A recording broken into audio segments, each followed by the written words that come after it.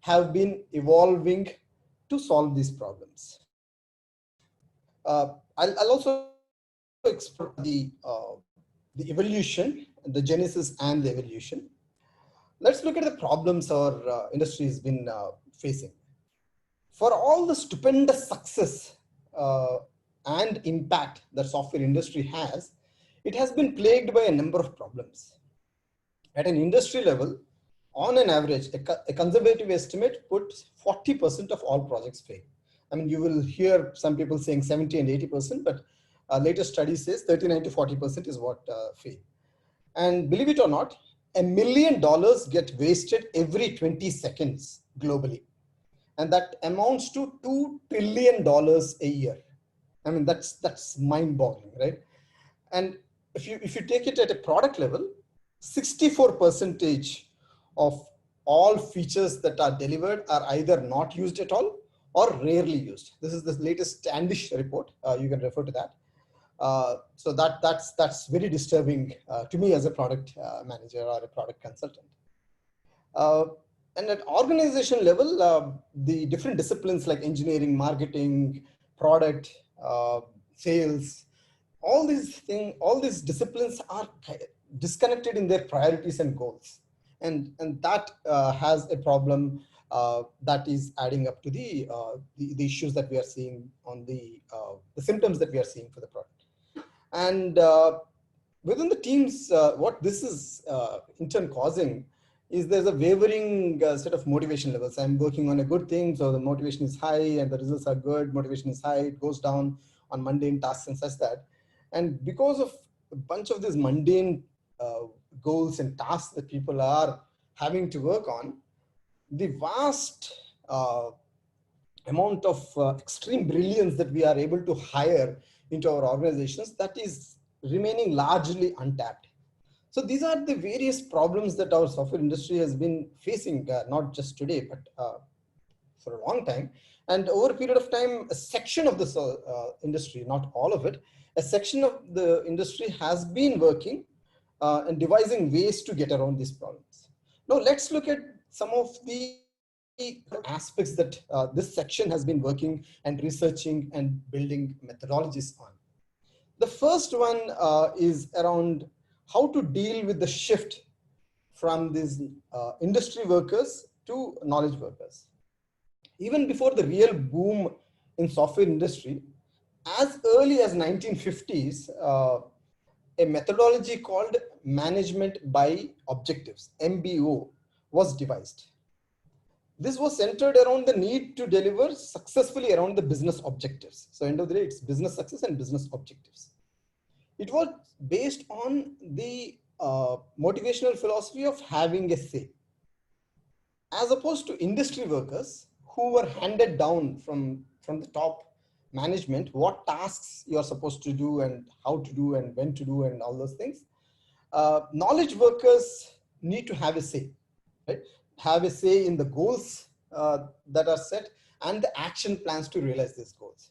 So based on this fundamental principle, the MBO methodology was devised, and it was vastly successful. Even as late as 2000s, you would have heard of SMART goals and all, which were built on MBO philosophy. So there are multiple other methodologies, including our own OKR methodology, was actually built on top of these fundamental principles and the MBO methodology. And the next significant step in the evolution was the research work, the psychological research study that was done by Edwin Locke in late 1960s. And based on his studies, he devised the goal setting principles that again were the next step in the evolution. What the psychological study said was, like, autonomy is not just about having a say.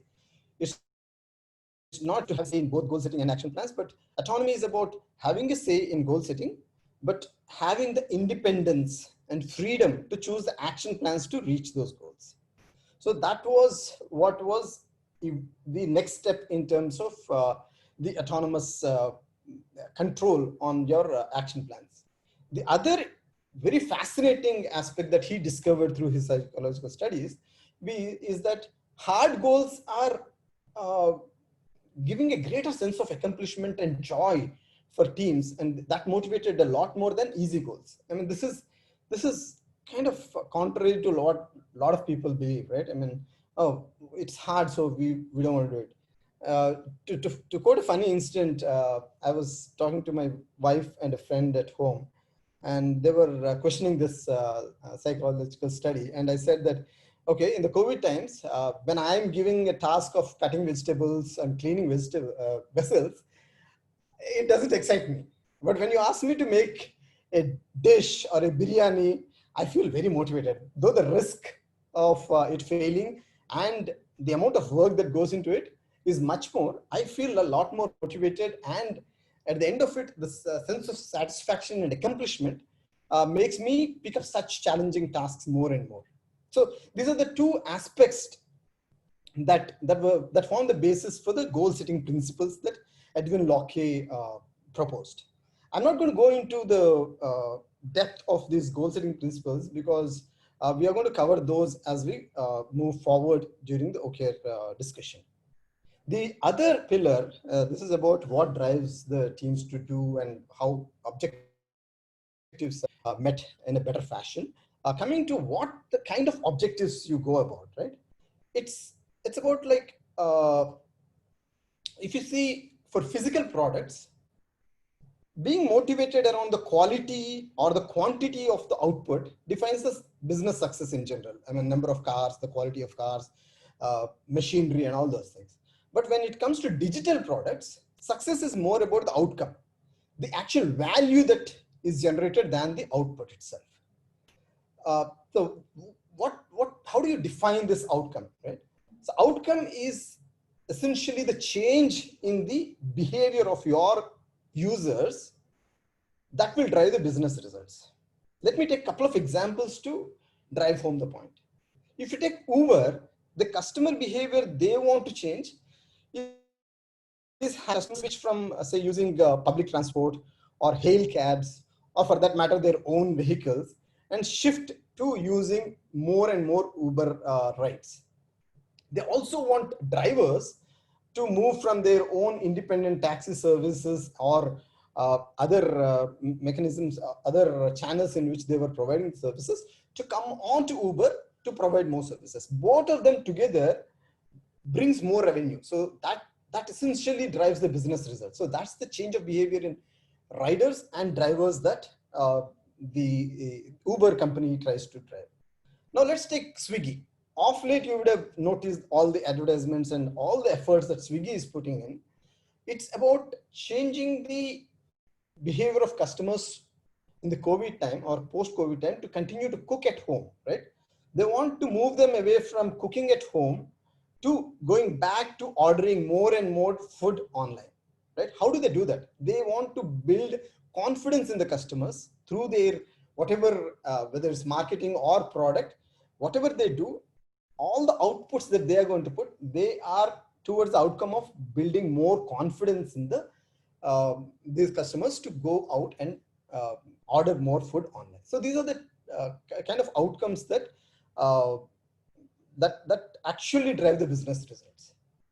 Now, pivoting on the outcomes, sorry, Madhu, can you go back?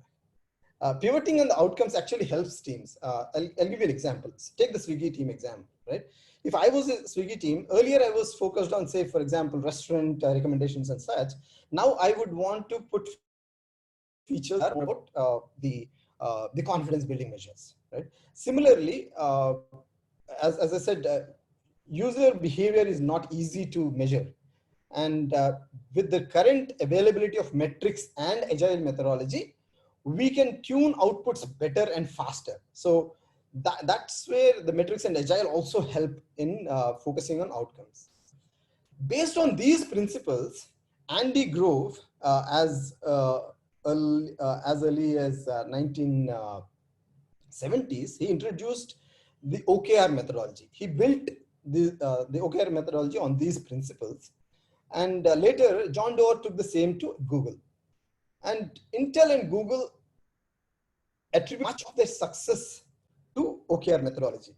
And today, as I was mentioning, with agile methodologies and metrics to support, OKRs are being used by thousands and thousands of diverse organizations, whether you take it Netflix kind of digital streaming companies, or government organizations like US Marines, or NGOs like Gates and Melinda Foundation. So a lot of companies are now adopting the OKR methodology. This is the right time to jump on that wagon, right? So now let's look at how the OKR methodology itself, what is it about, and how you go about leveraging it to deliver value. Over to Madhu. Yeah. Cool. Thanks, Ravi, for explaining through the philosophy of the OKRs, right? And how the evolution into the OKR world. So now that we have seen and heard about the goal management philosophy, let's try and understand OKRs a bit more in detail, right? So OKRs is an acronym for objectives and key results.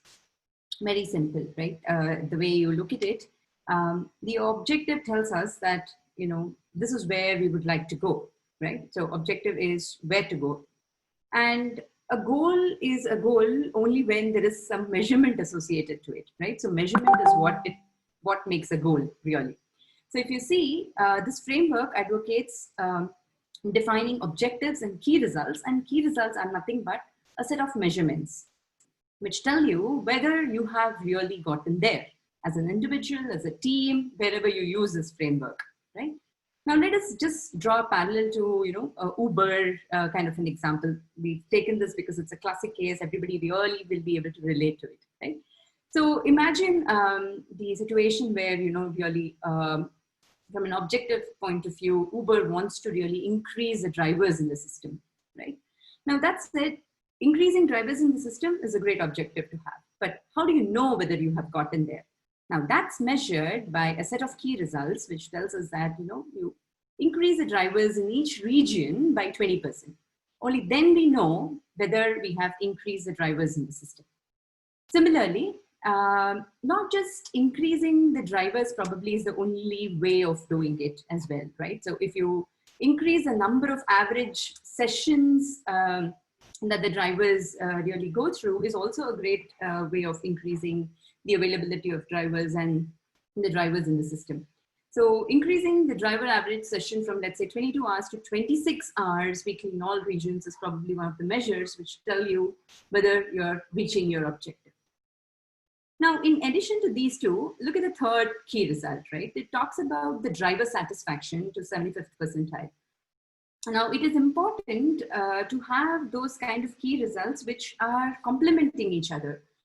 Just if we focus ourselves on increasing the number of drivers in the Uber ecosystem, doesn't guarantee you that it will last long, right? What is also important is the driver satisfaction. The happy drivers probably make a better Uber ecosystem, right? And so the countermeasure that you can also have, or the complementing measure that you could also have, is the driver satisfaction to 75th percentile. Now, at the end of, let's say, you know, whatever defined time that you have, typically 3 months that the industry recommends, if you want to know whether you have increased drivers in the system or not, your key results will speak for them. Your key results will tell you how close are you to say that you have accomplished your objective. And that's the beauty of this methodology. It is driven by measurement, and it enforces us to measure what really matters to us. That said, let us take a look at how does OKR fit into the ecosystem of an organization, right, or a company. Typically, we keep hearing a number of people say, are OKRs and KPIs the same? Are OKRs replacing roadmaps? Are OKRs translating to strategy? What does it all mean, right?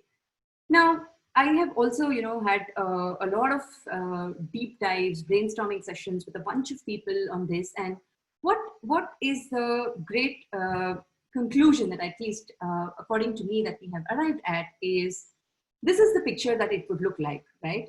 An organization has a vision. A vision is broken into long-term goals, right? And the long-term goals to execute these long-term goals, one needs strategy in place, right? And the strategy will have to formulate to tell us how are we executing on the strategy to be able to achieve these long-term goals. Now, if you look at it, long-term goals, you typically organizations define, 1-year goals, 3-year goals, and this is where we want to be. Some of them are transformational goals, which are quite, really long tenured, right? And unless you have the strategy in place, probably you cannot change from a 0 to a 1. And when you have such a kind of a roadmap, now where do OKRs really fit in, right? So OKRs are meant to help achieve these long-term objectives in a more aggressive manner, inspiring higher success, right? Challenging ourselves much more and move much faster and very innovatively, right? Challenging yourself to be able to do it very differently. Now, typically when there is a roadmap, it needs some input to be able to tell you whether you're reaching your targets the way you have envisioned, right? OKRs as a methodology really helps people focus on smaller objectives. So the objectives which are at an annual level are broken down quarterly, and these objectives are measured with these key results that we have just discussed. And that is fed back into the roadmap. And then you know whether we are able to achieve our goals, we are able to hit our targets as we have planned. And so that's the positioning of OKRs. So OKRs is not a replacement for roadmaps, not a replacement for strategy, but it is a way, it's a methodology to feed into the teams to be able to inspire higher success. Now, if we look at KPIs, right? KPIs are more to say, these are evaluation metrics, right? They tell you the numbers, they tell you where you are.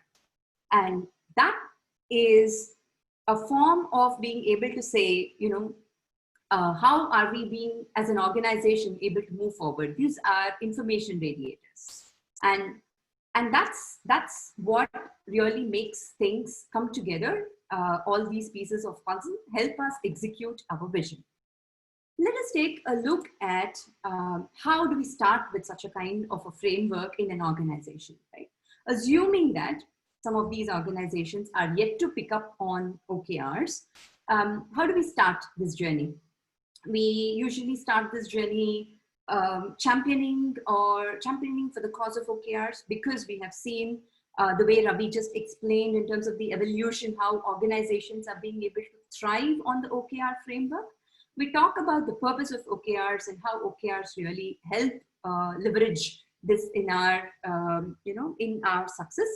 And then we should start defining these OKRs. So I'm going to walk you through the journey of how, as an organization, as a team, we start defining the OKRs. How do we align ourselves to the larger purpose? Then we'll take a look quickly at the grading. How do you measure? When do you measure? And then we will also see, how do we take these learnings into the next quarter or quarter on quarter, right? So with that said, let me take you through an interesting example. You must be facing this, or you must be all seeing this more often now, and you're also excited about this. So you look at these people here, they are really sanitizing the restaurant here, and there are some temperature checks going on, and I'm sure you're all able to immediately relate to the COVID situation that we are all in. Unfortunate, but driving in a lot of behavioral changes in customers and in businesses, in organizations, and so on. And so there is this situation, tying back to the example of the MyFoodie app, right? So there is this MyFoodie, a parallel to Zomato's or Swiggy's that you see in. Now, they would increase the customer confidence in being able to order food on MyFoodie, right? Now, what makes a customer really go to MyFoodie and order this, right?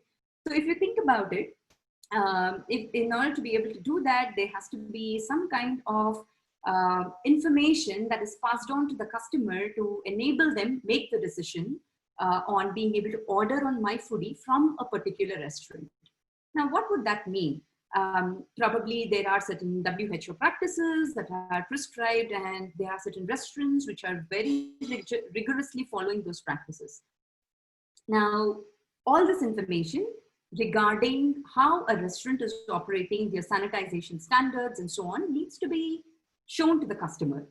And if you look at it, there are certain business operation teams involved, talking to the restaurant partners, getting in this information, having the partners do some kind of self-declaration. So you all understand that this is extremely crucial and critical information, right? I mean, it can, and people can sue you if the information which is provided is not right? So there is a lot of, thoroughness, legalities that needs to be very well accepted by both the sides, right? By MyFoodie and as well as by the restaurant teams. Now, once, let's say, the restaurants are ready to provide that kind of an information, there's some kind of recording or videos, there's some kind of declarations given by the partners or the restaurant teams, restaurants specifically. Now, you should also think from a customer perspective to see whether this hypothesis of being able to provide these hygiene standards good enough, right? Will that make the customers come to MyFoodie and start ordering food? So this is a hypothesis that needs to be really validated.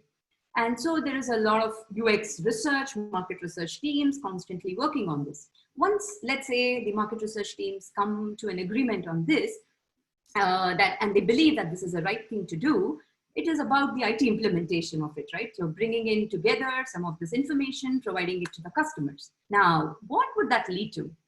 It would lead to, or it should lead to, increasing the customer confidence in ordering this food on MyFoodie.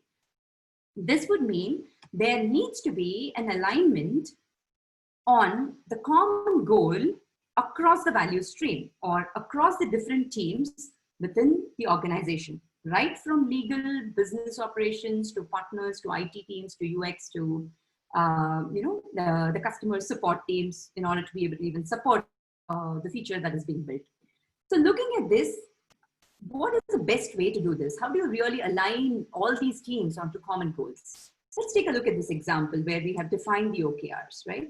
So the OKR simply says, this is my objective of providing the restaurant hygiene standard information to the customers. Now, how do I measure this? I would rather measure this in terms of the outcome that is expected. Providing just the restaurant standard hygiene standard information is probably in the form of a feature is just an output. But what am I looking at, or what this methodology forces me to think, is what is the ultimate outcome that I should be looking for? And the ultimate outcome is increase in the number of orders, increase in the average order value. And increase in the average order value. And as a team, we set ourselves a target of saying the average order value is greater than 300, at least, right? 300 rupees. Now, there could be a stretch target here as well. Sometimes I know, based on my research, based on looking at my data, I know that probably, hitting 250 rupees is probably, as an average order value, is a good target to have. But I push myself and a team, based on, of course, all the data analysis that we do, to 300. And that's where the teams are meant to have stretch key results defined to challenge themselves. Remember the knowledge workers that Ravi spoke about? It's not just about the satisfaction of being able to achieve what we target, but it is also about pushing ourselves to achieve more than what we really target. And if you look at the other key results around here, gathering this hygiene standard information from the restaurants and providing it back to the operations, providing back to the IT teams. And similarly, look at this key result, which tells us that 25 users participate in the usability testing of this feature and rate the convenience score to be greater than 4.25. Now, if I just have a measure which tells me that 25 users participate in usability testing, I am focusing on just the number of users who will just log in. Now, merely these people probably did not provide me any input. They just participated. But what is extremely important for me to measure is the outcome, along with having 25 users participate in the test, if I am focused on also capturing the convenience score from them, I would rather have a satisfaction and the accomplishment on the level of acceptance from the people, the confidence in the acceptance of my feature. And hence, it becomes extremely important to tie measures to all our key results. And that's what makes OKRs a very powerful framework. On the left, if you look at it, it talks about the keyword facts. Just remember this word, right? Wherever you go. It brings in focus, which means you know as a team what to focus on. It brings in alignment. Most of the times, I don't know what the legal teams current focus areas are. I don't know as an IT team probably what the business operations team's focus is. So it becomes extremely important to get a buy-in on the priorities and have an alignment across to say that these are the committed key results and this is the common goal that we are all striving towards. The third fact here is the commitment, right? So if you are signing up for a key result, that means we are accountable to the key results that we have signed up for. Transparency. As an organization, imagine these OKRs being published across divisions, where you have dependencies, where you have, think about the world of scrums, right? Where there is so much of back and forth on who is focusing on what. So this brings in abundant transparency to say what is the organization focusing on. And when you have all the four together, the focus, alignment, commitment, and transparency, the outcome is a success. I'm hoping that this example has synced in and the term and the acronym FACTS has synced in. So looking at this, let's just take a look at a quick summary of how do you define OKRs. OKRs are bound to be significant, ambitious, and they have to be easy to remember as well. They should be pretty short, not really long sentences. They have to be directional. They have to be telling you that, okay, we are focused on providing hygiene standard information to the customers. That's it, right? That has to be in the mind of every individual of the team who is able to connect to the purpose while they are building software. Of course, it has to be time bounded. We are breaking it down into quarters, and that's where early feedback helps us course correct. Key results, like we said, have to be measurable and verifiable, and they should not be more than 3 to 5 key results. Otherwise, the measurement gets more complex, the teams get overwhelmed. So it's ideal to have 3 to 5 key results for an objective. And like we said, key results should talk about outcomes, not just the activities. As stage 1, when you start, you could start probably with activities, right? But then force yourself to define outcomes, because that is the ultimate way of doing OKRs. And when we spoke about the autonomy of doing things, so when you know what is the outcome you have to achieve, how do we do it is the specific action and the initiatives that we take up, whether it's a feature, whether it's probably a manual process, whatever we bring in is different. But we need to know what are these initiatives which are tying back to the key results, helping us achieve the key results. So I'll take a small pause to let you sink this in, and we will continue on the story of taking forward the journey of, from definition to be able to grade these OKRs. Now that as an organization, imagine we have all defined the OKRs, how often do we grade them? How do you know? Do you really look at them at the end of 3 months? Do you really look at them, every month? How do we do it? Now, there is no right or wrong or a recommended, methodology here for grading. And that's the beauty of this framework, right? It's quite flexible and adaptable. Now, if we look at OKR grading, most of the organizations do by monthly check-ins. There is also a recommendation to do a bi-weekly check-in. This is more to, feed in or have early feedbacks. Now let's see how do we really grade the KRs, right? And we will talk about a bit of exceptions as well. If you look at this OKR dashboard that I have here, the same set of examples, right? Hygiene, standard information, average order value, and so on. Now, if you look at the objectives and the owners that you have, there are these key results. We say whether this is a committed or a stretch goal.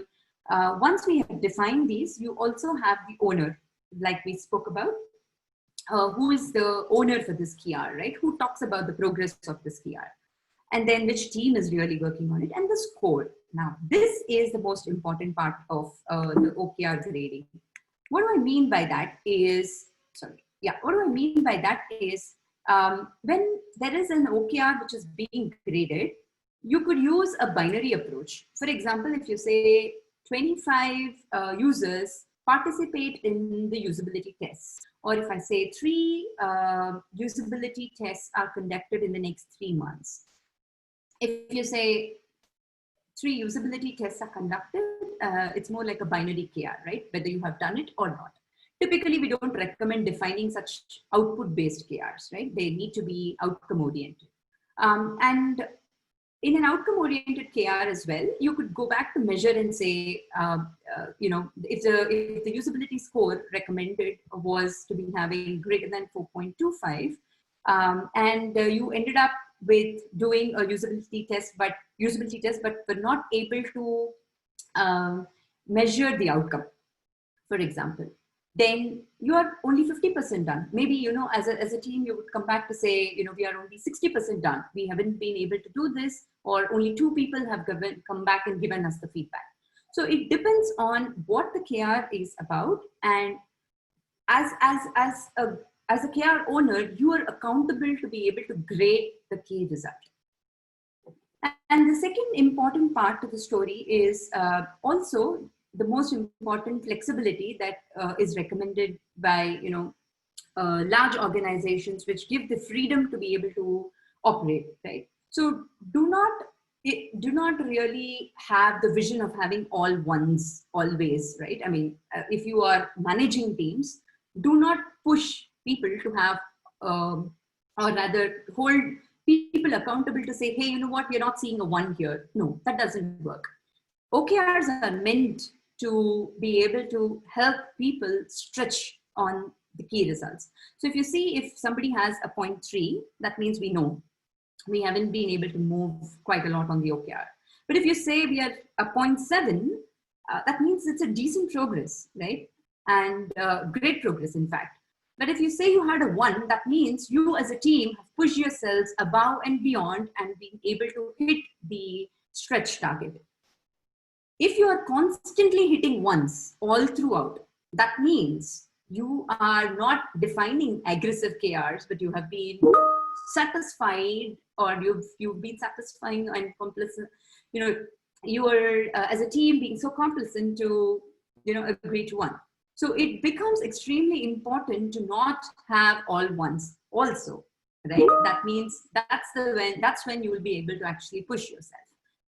OKR grading is not just numbers, so don't go by it only. You can record conversations, feedback, and have recognitions in your OKRs.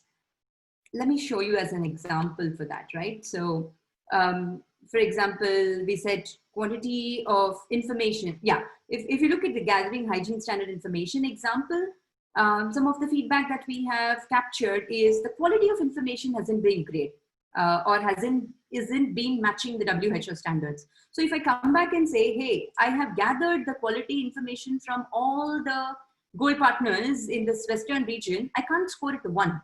No, because within the teams, there is an introspection that the information that I have gathered as a business or an operations team, the quality of information which is provided is not great. So though I have finished 100% restaurants or covered 100% restaurants, my score is still a 0.5. So that's how you define and grade your key results. Now, that's it. Let me take you to the end of the journey of the OKRs for a second. So we have defined the objectives, key results. We know how you grade it bi-weekly or monthly. We will now see the part of reflections, right? So this is the most important part, where at the end of 3 months, typically the teams get together to say, hey, have we worked on really what is important? So we reflect on the priorities, we reflect on the objectives, we check if the KRs are really aggressive. Have we been too conservative? Are we really committed? You see a point twos always. That indicates that something is not right. How do you redefine, how do you better define your KRs as a team? Now, this gives the teams the autonomy to define what the key results should look like. What are they signing up for? So it is not coming top to down, but it's going bottoms up, right? And when you commit as a team, the conviction is much more higher than when things are pushed to you by the leaders, right? So that said, let's take a quick look at some of the case studies where we have implemented OKRs. While though we have gone through my foodie example, we will now spend a lot of some of the time here now on focusing on the size of these organizations and how they've been able to succeed with OKRs. This is a classic case study of one of our teams, which is it's focused on building a multi-service platform. Their transformation, or rather, they were focused on digital transformation. And if you look at how they were able to run the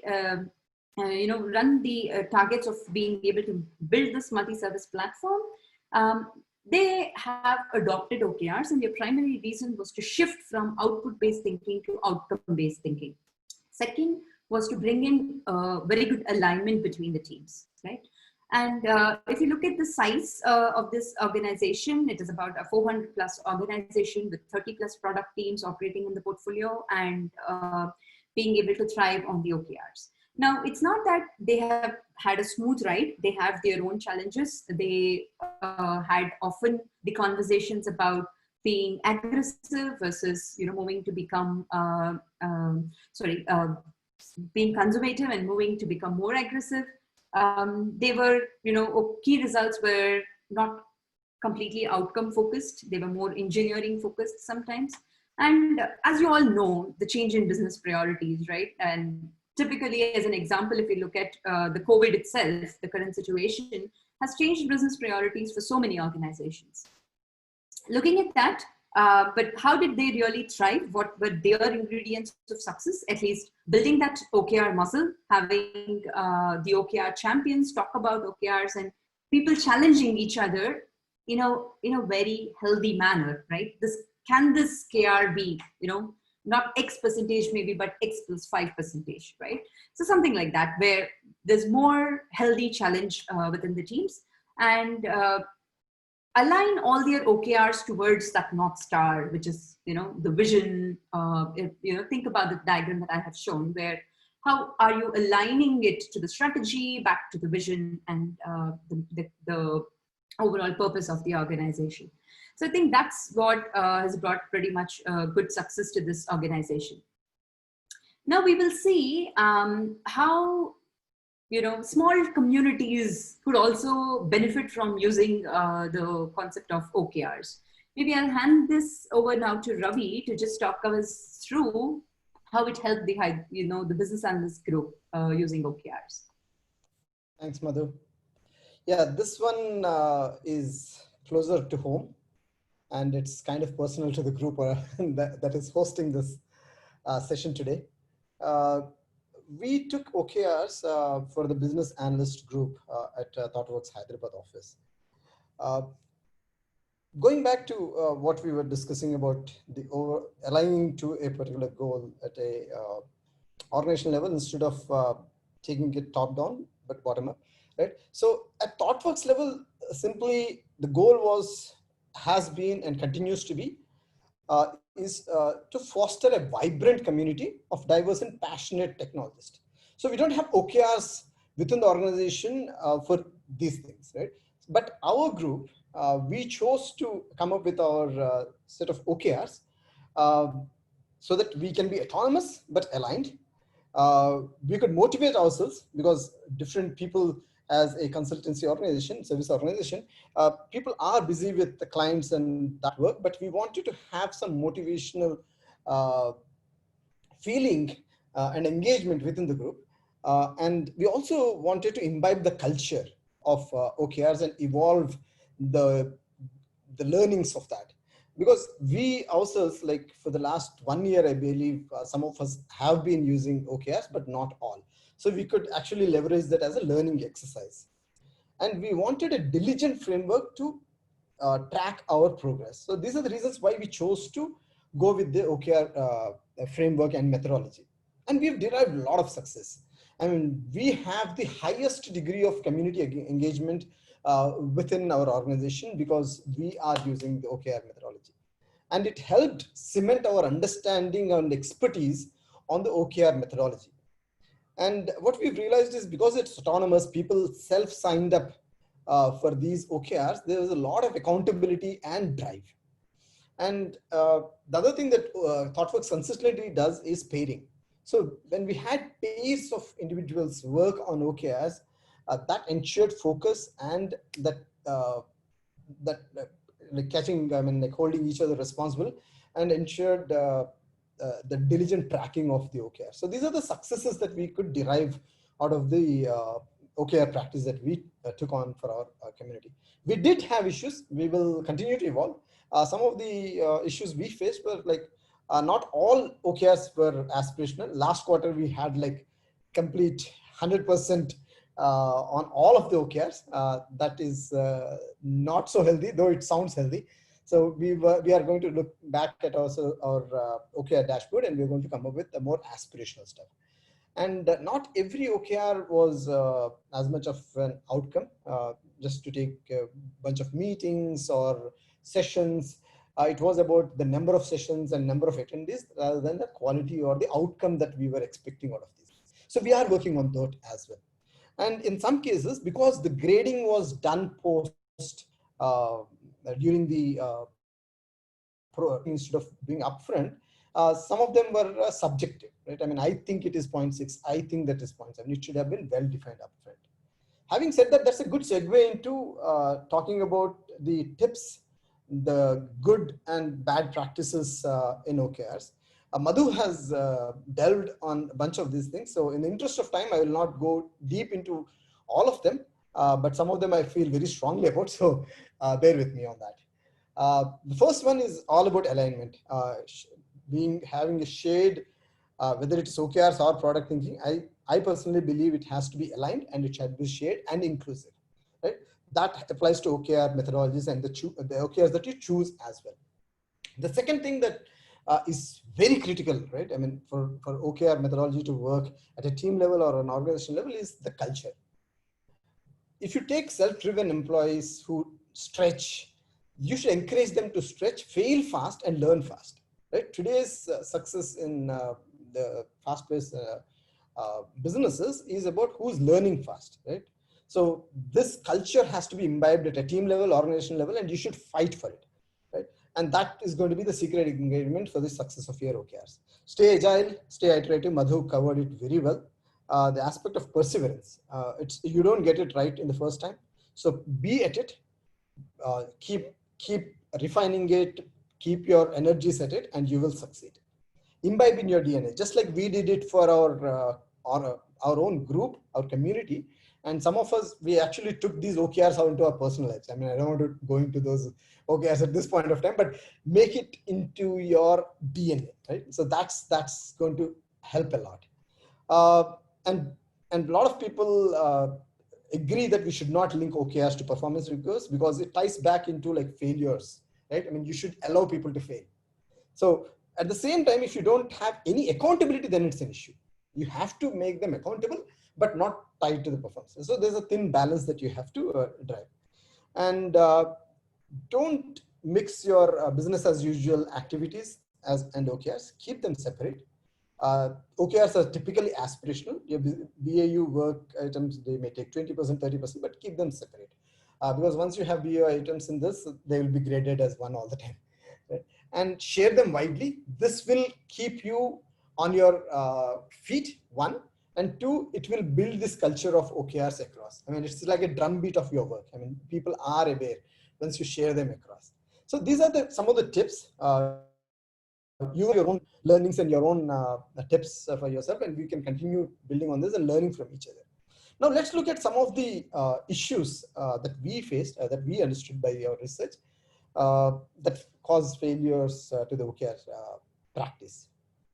Some people rush into OKRs. I mean, oh, the quarter, let me just put 1, 2, 3, and then put a bunch of KRs, and they fail because those OKRs are not well invested in. So invest time and don't rush into them.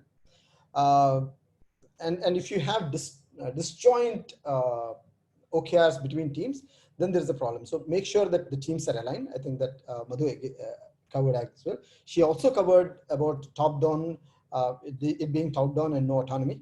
The other two things that I want to cover is having too many OKRs. I mean, I've seen at one of the clients, they have 10 OKRs per quarter. And that's like, and they have prioritized them. What do you mean by prioritized OKRs? I mean, you have 3 goals and just go about it. And as I said, they have to be hard, but not unachievable.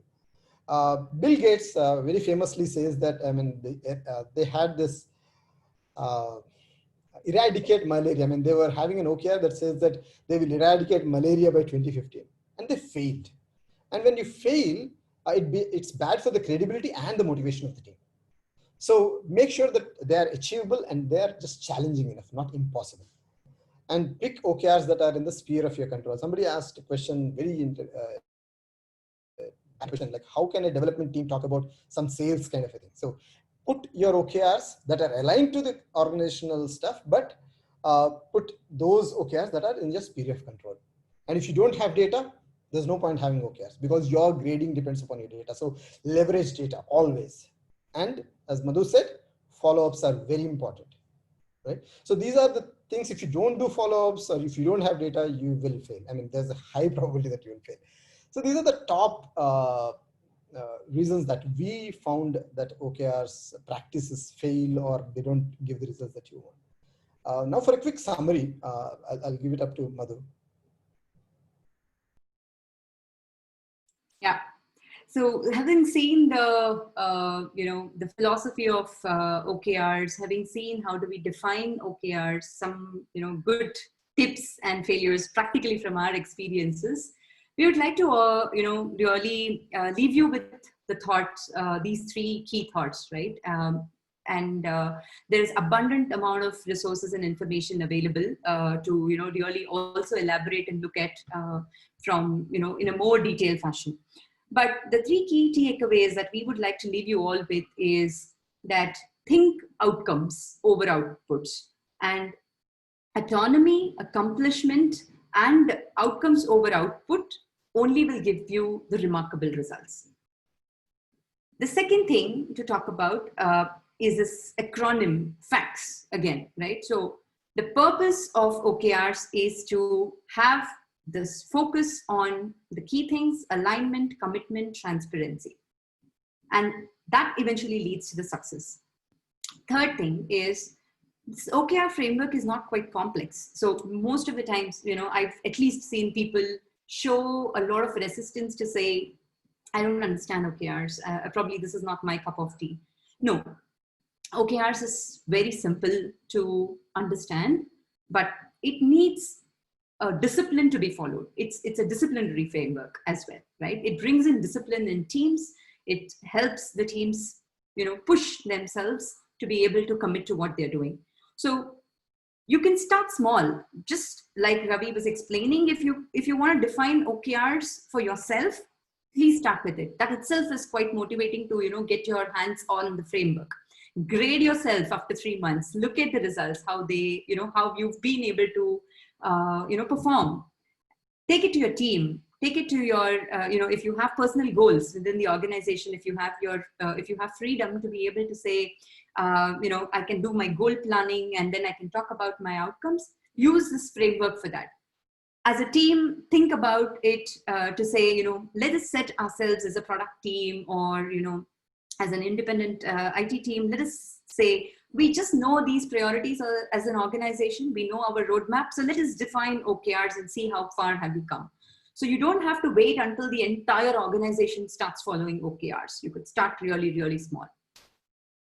I think with these three key takeaways, we would like to, now open up for the question and answers. And it would be great to hear in what is that one key takeaway that you have, which is probably one of these, or it could be something else as well. But it would be great to, for the group as well to, take those takeaways back. Sure. Thank you, Madhu, Ravi. Well, definitely we have now a very, I would say, clear idea of what OKRs are. And my key takeaway, like Ravi sir said is, I'm going to make biryani. That's going to be OKR for the next quarter. Even if I fail, I will be succeeding on that. So with that OKR, let's open the Q&A panel. I believe there are a bunch of questions that have been Ravi sir been answering while we were on live. So for other questions that are coming in via chat, the first question that actually came for the session when the entire thing was going on was from Dhruv. So according to Dhruv, he just wanted to check on the point on outcome versus output.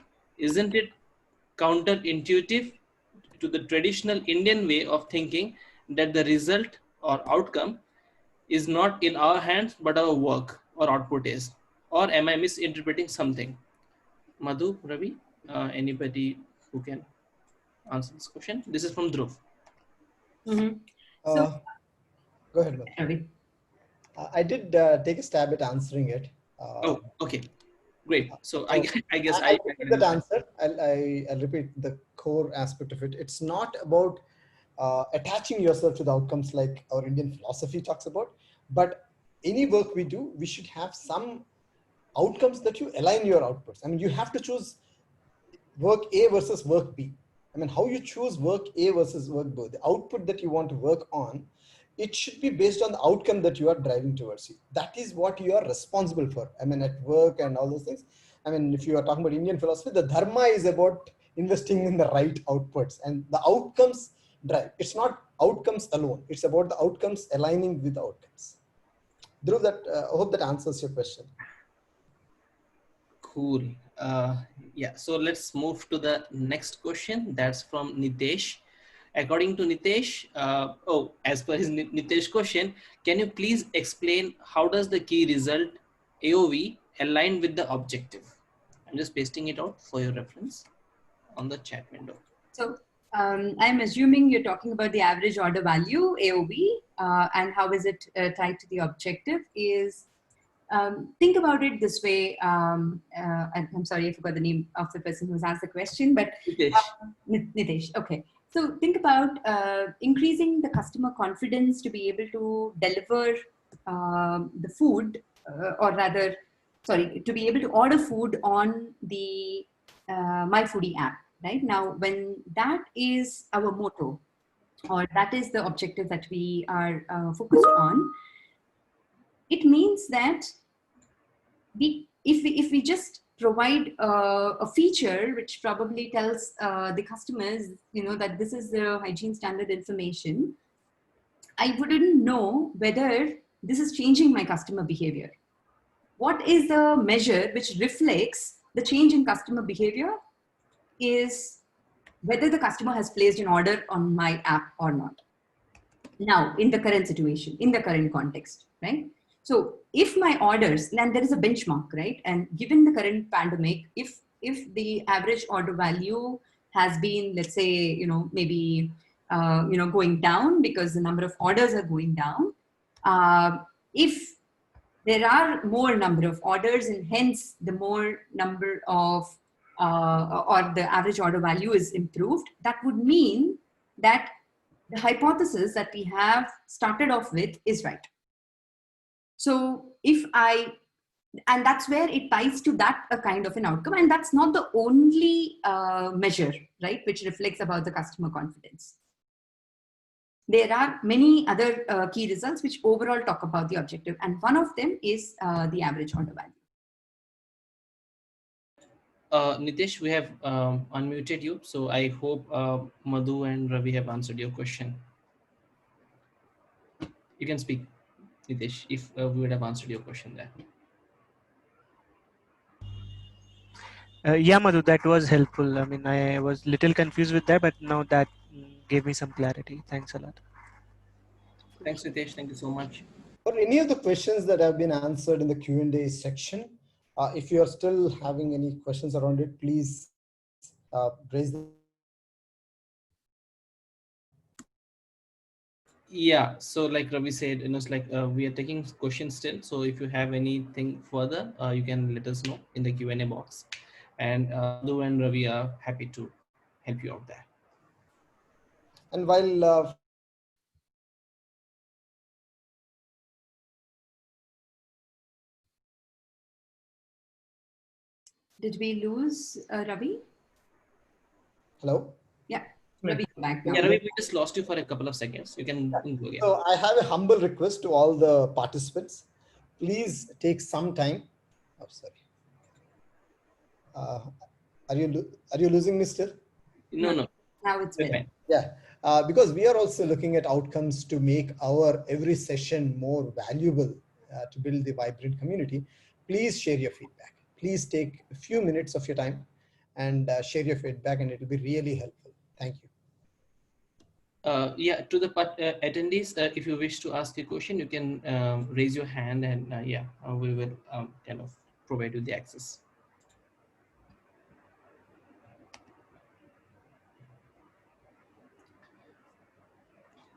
Okay, we shall wait for a couple of seconds more to see if we get anything.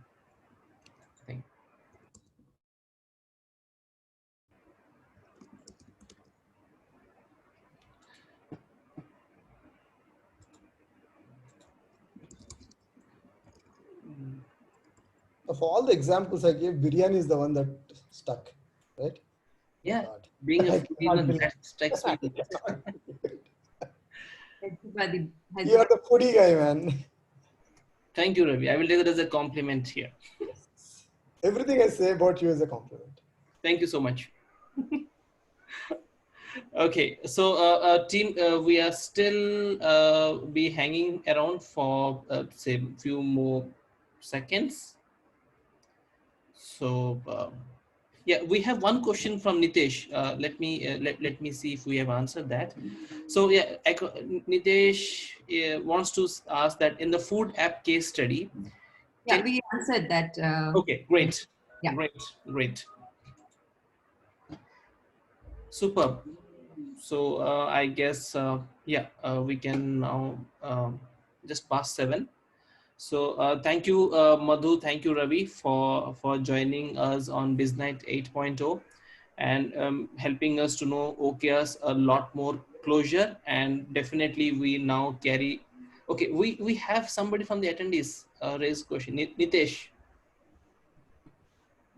team, can we provide Nitesh access? I don't see him. He is still around? I guess he is. Yeah. Nitesh, you can speak now. Yeah, Nitesh, go ahead. Yeah, am I audible? Yes, you are. Yes, Nitesh. Yeah. Okay, so guys, I need a suggestion. I mean, this is more from my current job which I'm doing. So I'm a product owner for one of the mobile app, right, for an insurance company, right? And one of the objective which I'm looking at is improving the app store rating both on Play Store and App Store, right? So I mean, based on your experience, what could be the top 3 or 4 key results which I should monitor to improve the app ratings? So if you can suggest anything, probably I'm looking for a straightforward answer. I do not want to do the homework. So if you can suggest anything. So it's more of like you're trying to improve the rating, or are you looking for even capturing the ratings? I mean, sometimes not having the people rate your app is also a challenge, right? So that could be one of your cases to have more people like whatever, right? I mean, you take today's metric and say that this is how many I want to improve on the number of ratings that are even there, right? not necessarily. That's a fair question. I mean, I definitely want more people to rate because I mean, based on certain data analysis, I found that people who are happy with the app are not providing the rating. It's only the users who are not happy with the app are going and rating it. I mean, that's the, probably common user behavior. When you're angry, you shout about it, but when you're happy, you just stay silent. So that is definitely one behavior I want to drive. But ultimately I want to improve the app rating as well, because there is a possibility I know probably create a feature where I have more users rating, but they are rating a negative thing. I mean, it can fire back as well.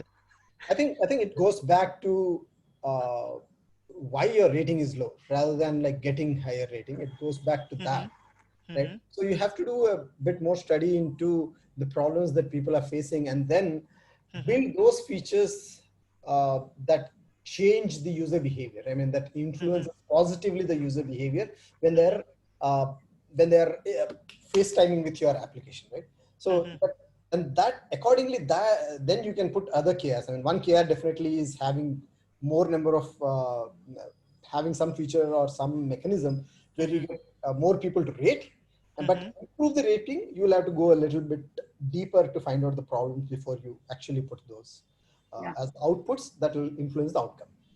Yeah. Uh, And just one other addition to that is if you have narrowed down to say that happy customers are not really rating, then Mm-hmm. it is about the ideation on how to hook the happy customers, or how do you ensure that the happy customers rate, right? And so your KR or your Mm-hmm. focus should Mm-hmm. be or could be around the measurement of how you are able to say that happy customers are rating. So that's what you would want to measure, and hence track it back to saying how do you hook the happy customers onto rating. Hmm. Understood, understood. And suppose I mean, based on the analysis I derive, okay, these are my top 3 5 usability problems because of which people are rating it negative. Then can those be directly my one of the key results, or does it work that ways, or still I need to brainstorm and figure out what can be my key result? I mean, I just want to understand. I think your rather I mean your key result should only talk about the measure, what do you want to measure, right? It Hmm. shouldn't directly talk about any of the whether you have implemented this feature, Mm-hmm. whether you have not implemented this feature, probably Mm-hmm. not at that level, right? So one more Mm-hmm. level, take that one level down. You will have to first understand the root cause of the problem, ideate. All of that remains the same, right? Nothing Mm-hmm. will change there, Nitesh. Now, ultimately, when you know Mm-hmm. that this is a solution for the problem, if you have to validate whether this is the right solution to the problem, you will associate measures to it. Hmm. And that is what is depicted in your key results. Okay. And the last thing I want to add, Nitesh, is that depending upon which team you represent, Mm-hmm. as I said, you have to have the key results that are in the sphere of your control. I mean, you cannot say that there will be happy customers. I mean, if you are in, Mm-hmm. say, for example, marketing or something like that, there's Mm-hmm. nothing in your control, right? So, Mm-hmm. depending upon what is in your control, have objective may be the same, but the key Mm-hmm. result has to be very specific that you can control. Understood. Understood. Okay. Thanks. Thanks a lot. Welcome, sir. Thank you, Nitesh. So people who are still there, kindly help us in being better by filling up the feedback form that you'll be encountering when you leave the this awesome webinar that we had. So yes, and with that, I also extend my thank you on behalf of the BizKnight team to Ravi and Madhu for giving us their hour to help us know our OKRs better, defining us the next step of our future. We will definitely use those OKR and we'll share you our feedback, which I am pretty sure will be on a positive note. So with that, I thank you everybody who has joined us tonight. This last 1 hour has been wonderful. We had some great takeaways from this event and we'll definitely continue to do so in the upcoming BizKnight. So Just keep an eye on the horizon. BizKnight 9.0 will soon follow with lots of exciting topics and speakers that will not only help us in being better, but also awesome is what I can say at the end of tonight. Thank you, everybody. Thank you for joining the session, and have a great night. Thank you, everyone, for being great audience and great support from the organizers. Thank you so much. Thank you. Thank you all. Have a good one. Bye-bye.